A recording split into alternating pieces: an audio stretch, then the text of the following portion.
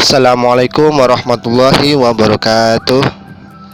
Alhamdulillahirrahmanirrahim. Anak-anakku sekalian serta teman-teman, semoga dalam keadaan sehat walafiat sehingga kita dapat berjumpa kembali dalam pembelajaran daring kali ini.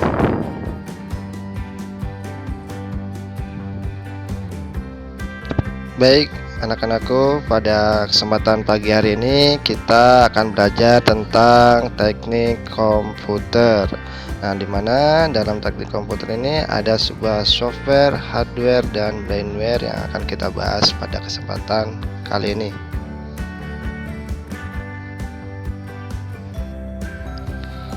Baik anak-anak, kita masuk ke pembahasan yang pertama, yaitu sistem komputer.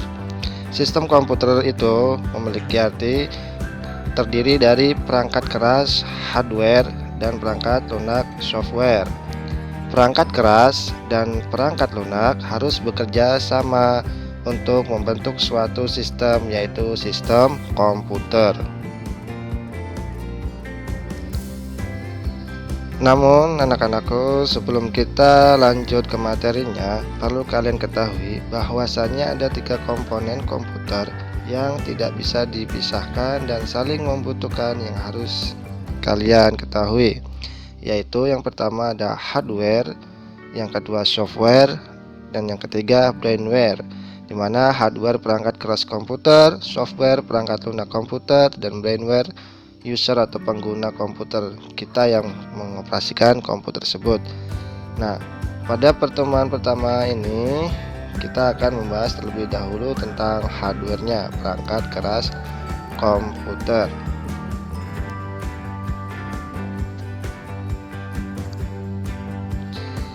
Definisi perangkat keras komputer. Perangkat keras komputer atau hardware yaitu suatu alat atau perangkat yang mempunyai fungsi untuk melakukan proses masukan data atau input, proses pengolahan data, proses, dan keluaran output. Dapat diartikan juga sebagai perangkat yang dapat diraba atau bisa kita pegang langsung. Sistem perangkat keras. Perangkat keras atau hardware sebagai subsistem komputer juga mempunyai komponen, yaitu yang pertama komponen alat masukan yang disebut input device, komponen alat pemrosesan disebut processing device, komponen alat keluaran disebut output device, komponen alat simpanan luar disebut storage, dan komponen pendukung. Baik, kita bahas yang pertama, alat masukan komputer atau input device. Alat masukan atau input device, alat yang digunakan untuk menerima masukan yang dapat berupa masukan data ataupun masukan program. Beberapa alat masukan mempunyai fungsi ganda, yaitu sebagai alat masukan dan sekaligus sebagai alat keluaran atau output untuk menampilkan hasilnya. Alat input atau output demikian disebut terminal. Jadi alat yang berfungsi dua atau ganda itu disebut terminal.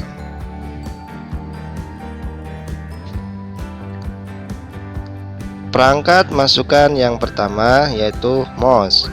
Mouse ditemukan oleh Douglas Engelbart.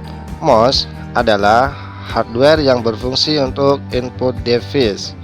Nah, sebagai pointer layar, ada 2 jenis yaitu optik dan ball mouse. Pada sebagian besar mouse terdapat 3 tombol, tetapi umumnya hanya 2 tombol. Nah, itu di samping ada gambar mouse yang sering kita gunakan. Yang selanjutnya perangkat masukan yaitu keyboard. Keyboard berfungsi sebagai input device untuk memasukkan teks, nomor, simbol, dan perintah untuk komputer. Biasanya untuk komputer digunakan keyboard jenis QWERTY. Nah, di situ ada gambar keyboard yang biasa kita gunakan. Nah, jadi keyboard yang sering kita gunakan atau yang biasa kita gunakan itu jenis keyboard QWERTY.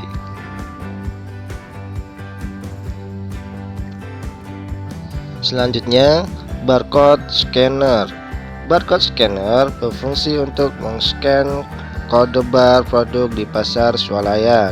Biasanya ada di mesin kasir. Nah, pasti yang sering belanja di mall atau belanja di Alfamart, Indomaret dan sebagainya pasti tidak asing dengan barcode scanner ini, karena biasa digunakan oleh kasir untuk men-scan produk-produk yang kita beli. Baik anak-anak, dilanjut kembali. Ada joystick atau game controller, berfungsi untuk input device game komputer dengan koneksi USB, biasanya berupa stick. Nah, para gamer-gamer pasti sudah paham penggunaan joystick ini untuk sebuah game komputer. Yang selanjutnya ada scanner. Scanner adalah suatu alat elektronik yang fungsinya mirip dengan mesin fotokopi. Atau mesin fotokopi hasilnya dapat langsung kamu lihat pada kertas, sedangkan scanner hasilnya ditampilkan pada layar monitor komputer dahulu, kemudian baru dapat dirubah dan dimodifikasi sehingga tampilan dan hasilnya menjadi bagus yang kemudian dapat disimpan sebagai file teks, dokumen, dan gambar. Nah, scanner ini sangat mirip dengan mesin fotokopi. Kalau fotokopi itu hasilnya hitam putih, kalau scanner ini bisa seperti aslinya.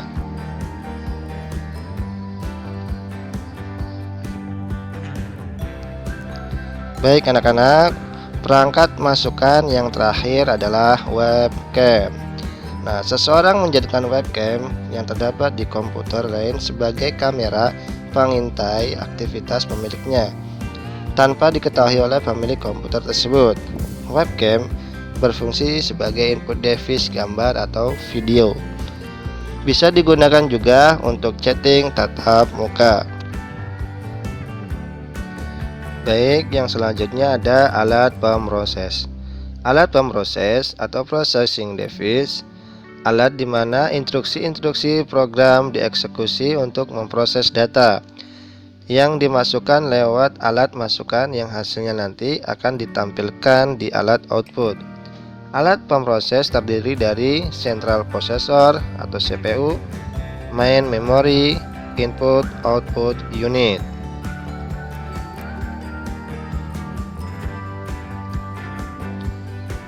Central Processing Unit atau CPU.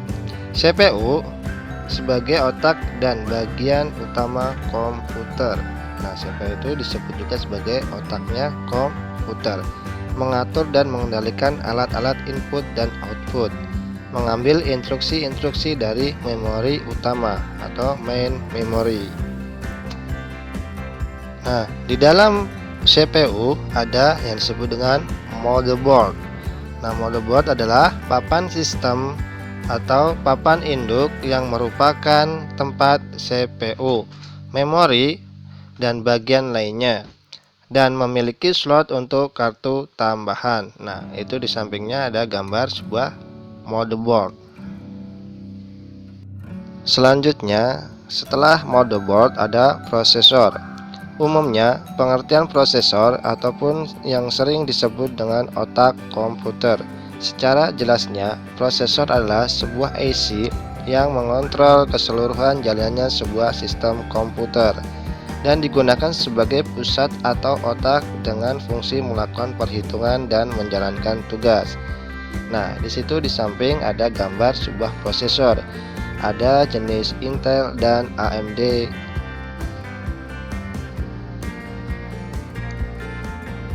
Yang selanjutnya ada memori RAM.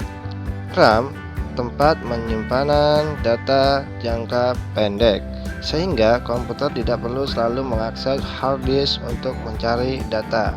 Jumlah RAM yang lebih besar akan membantu kecepatan sebuah komputer. Nah, di samping itu ada gambar memori RAM. Selanjutnya ada sound card. Sound card biasanya merupakan perlengkapan standar PC multimedia di pasaran. Berfungsi untuk mengubah sinyal dari processing unit ke bentuk sinyal suara yang diterima oleh speaker. Biasanya semakin besar dB-nya, kekuatan suaranya, semakin bagus suara yang akan dihasilkan.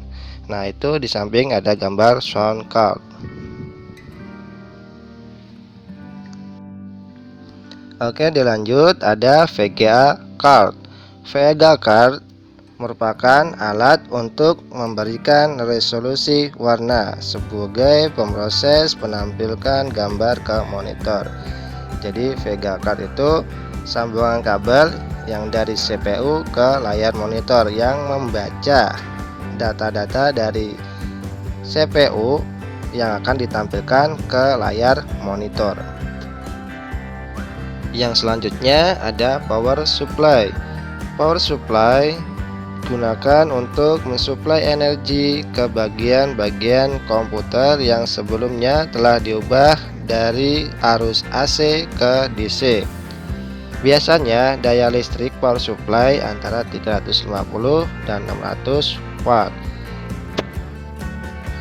Baik anak-anak, yang terakhir dari alat proses yaitu casing. Casing masuk alat proses karena sebagai tempat. Casing berfungsi sebagai tempat atau tatakan bagian-bagian CPU. Casing biasanya sudah dilengkapi power supply. Ada yang dilengkapi LED dengan warna yang menarik. Dilengkapi juga dengan tombol power dan restart. Nah, itu gambar casing CPU.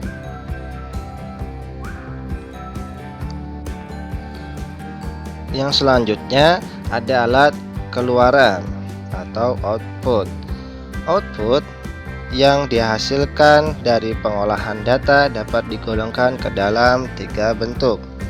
Yang pertama, tulisan, huruf, kata, angka, karakter, dan simbol-simbol khusus. Yang kedua ada image, grafik atau gambar. Yang ketiga, suara, musik atau omongan. Alat keluaran berbentuk hard copy device dan soft copy device. Yang pertama ada hard copy device, merupakan alat keluaran yang digunakan untuk mencetak tulisan, grafik atau gambar pada media pencetak. Alat hard copy device yang umum dipergunakan adalah printer dan plotter. Yang pertama jenis-jenis printer, ada dot matrix, inkjet printer, dan laser. Plotter, alat cetak yang mempunyai kemampuan mencetak grafik atau gambar dengan baik, biasanya menggunakan pen plotter. Nah, itu ada gambar printer dan plotter. Yang kedua ada soft copy device, merupakan alat yang digunakan untuk menampilkan tulisan, image, dan suara pada media soft atau media lunak yang berupa sinyal elektronik. Contoh soft copy device yang pertama ada monitor, speaker, dan LCD proyektor. Baik, yang pertama kita bahas monitor. Monitor adalah perangkat keras yang sangat penting dalam sebuah komputer. Bertugas menampilkan gambar dari CPU yang telah diproses dahulu oleh AGP. Jenisnya yaitu ada CRT, LCD, dan monitor flat berlayar TFT. Nah, konsep monitor diperkenalkan pertama kali oleh Hall pada tahun 1974 dan Brinch.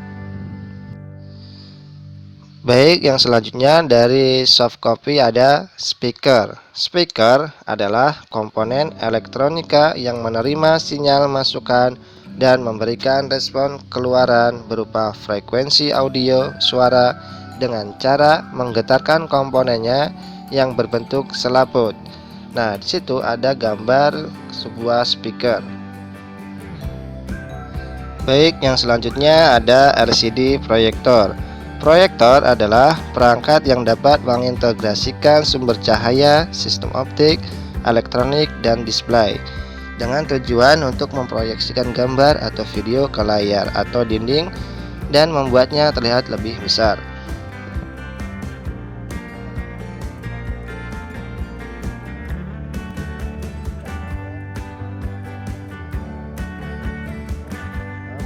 ke sebuah layar, bisa juga ke permukaan datar seperti tembok. Proyektor sangat bermanfaat untuk membantu seseorang dalam hal presentasi dan memaparkan penjelasan atau presentasi dalam bentuk teks, gambar, animasi, atau bahkan video kepada audiens agar lebih mudah dimengerti.